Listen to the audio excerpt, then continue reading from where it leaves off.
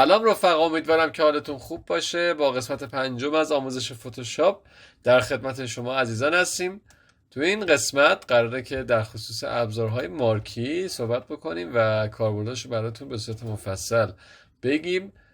تو قسمت قبلی آشنایی اولیه با محیط فتوشاپ و پنل ها و همینطور ورک اسپیس ها و یه آشنایی اولیه هم با ابزارهای فتوشاپ رو داشتیم که تو این قسمت و قسمت‌های بعدی قراره که تک به تک این ابزارها رو بهتون معرفی کنیم و کاربردش رو بهتون بگیم. پس حتما ادامه آموزش رو ببینید.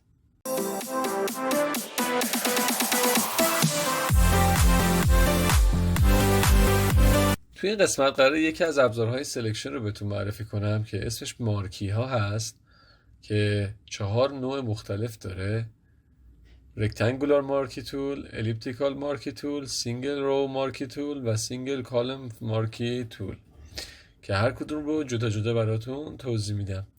رکتانگولار مارکی تول رو که انتخاب بکنید میتونید یک مستطیل باهاش نصب بکنید و با استفاده از ابزار موو اون مستطیل رو به این شکل جابجا کنید و به یه قسمت دیگه ببرید. با استفاده از کلیدهای کنترل زد هم به حالت اولیه برمیگرده و از طریق منوی سلکت اگر دیسلکت رو بزنید ناحیه انتخاب شده از حالت انتخاب در میاد و یا به اصطلاح دیسلکت میشه. ببینید به این شکل. کلید میانبرش هم کلیدهای کنترل و دی هست که من اگر کنترل دی رو بزنم به این صورت دیسلکت میشه.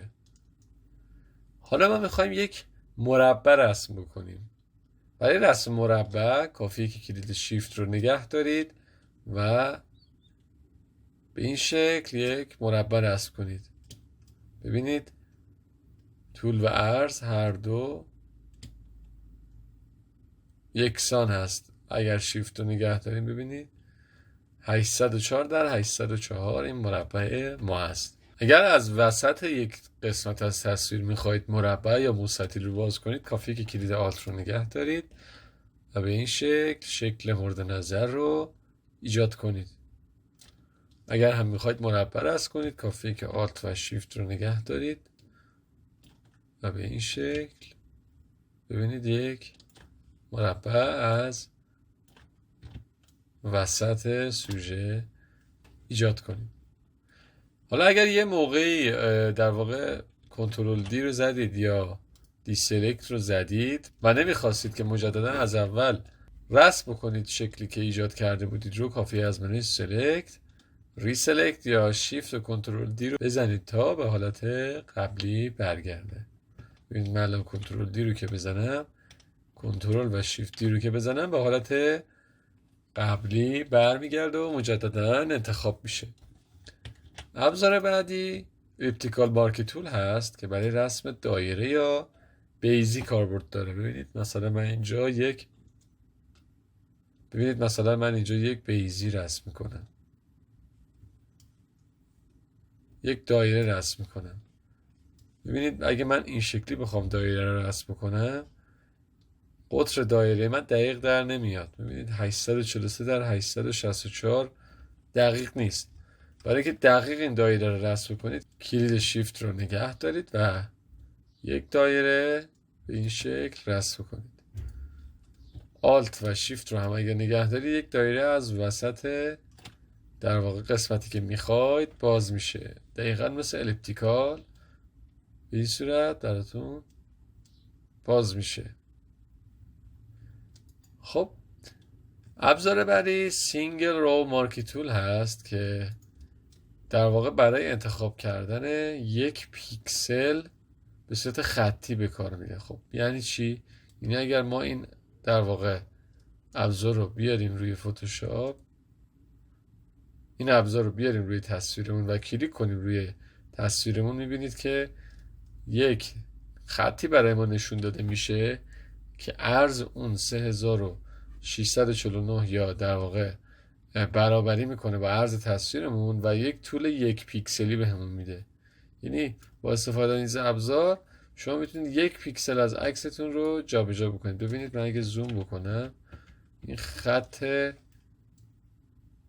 در واقع سفید رنگ به اندازه 1 پیکسل از تصویر من جدا شد. خیلی کاربرد این ابزار کمه، شاید اصلا هیچ وقت به کارتون نیاد، ولی خب آموزشش خالی از لطف نیست.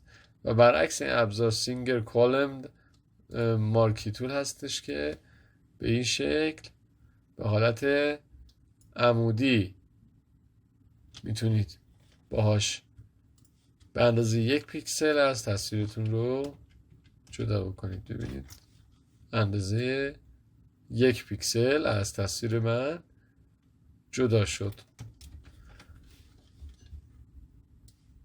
این هم از ابزار مارکی.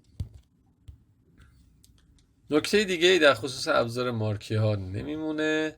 در قسمت های بعدی ابزارهای سلکشن پیشرفته تری رو بهتون آموزش میدیم، مثل لاسو و آبجکت سلکشن که کاربردهای زیادی داره برای سلکت سوژه یا قسمتی از سوژه. اگر این ویدیو رو دوست داشتی حتما کانال ما رو سابسکرایب بکن، ویدیو رو لایک بکن و یه کامنت هم برامون بذار. توی این کانال هر هفته آموزش فتوشاپ رو داریم و کلی هم ترفند رو براتون قرار میدیم تا از فتوشاپ لذت ببرید و اونو خیلی راحت و آسون یاد بگیرید و بتونید ازش کسب درآمد بکنید. ممنونم از نگاهتون.